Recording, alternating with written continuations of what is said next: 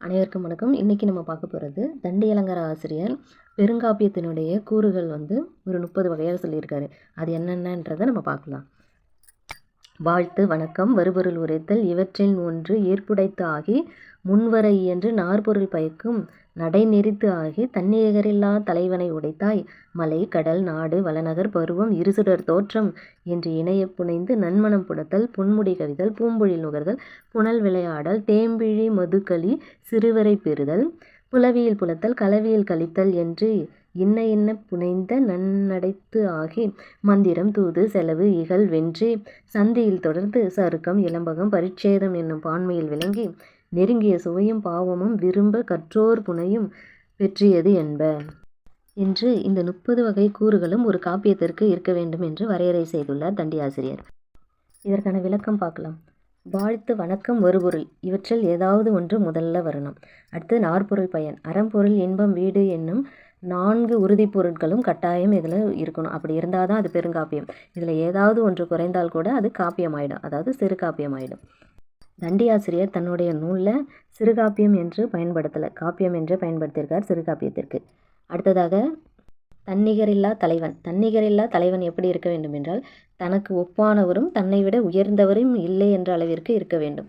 அடுத்ததாக மலை கடல் நாடு இந்த வர்ணனைகள்லாம் இருக்கணும். அடுத்தது நகரம் பருவ காலங்கள் வருதுங்களா, அந்த மாதிரி பருவங்களை சொல்லியிருக்கணும். அடுத்தது இருசுடர் தோற்றம், அதாவது நிலவு சூரியன் இந்த 2 பேர் இருசுடர் தோற்றம் மட்டும் இல்லாமல் மறைவை பற்றியும் சொல்லியிருக்கணும்.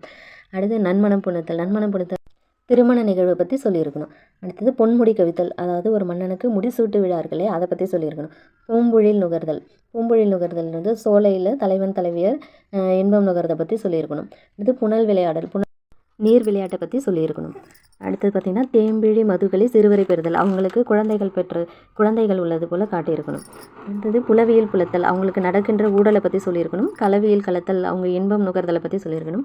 மந்திரம் தூது செலவு, மந்திரம் என்பது மன்னருடைய மந்திர ஆலோசனை நடைபெறும் இல்லையா, அந்த ஆலோசனையை தான் மந்திரம் சொல்கிறது. தூது என்றது பகை நாட்டிற்கு தூது விடுப்பது. செலவு என்பது பகை நாட்டு அரசனோட படையெடுத்து செல்வது தூது. இதை பற்றியெல்லாம் சொல்லியிருக்கணும். இகழ் வென்றி, இகழ் என்பது போரிடுதலை பற்றி சொல்கிறது. வென்றினா வெற்றி பெற்றதை பற்றி கூறுதல். அடுத்தது பார்த்து சந்தியில் தொடருது. சந்தியில்னா ஒரு நாடகம் தொடர்ந்து இவ்வாறு நடைபெறுது, தொடக்கம் இறுதியில் உச்சபட்சம் அடுத்தது முடிவு. இதை பற்றியெல்லாம் ஒரு 5 வகையாக சொல்லியிருப்பாங்க. அதான் சந்தியில் தொடர்வது.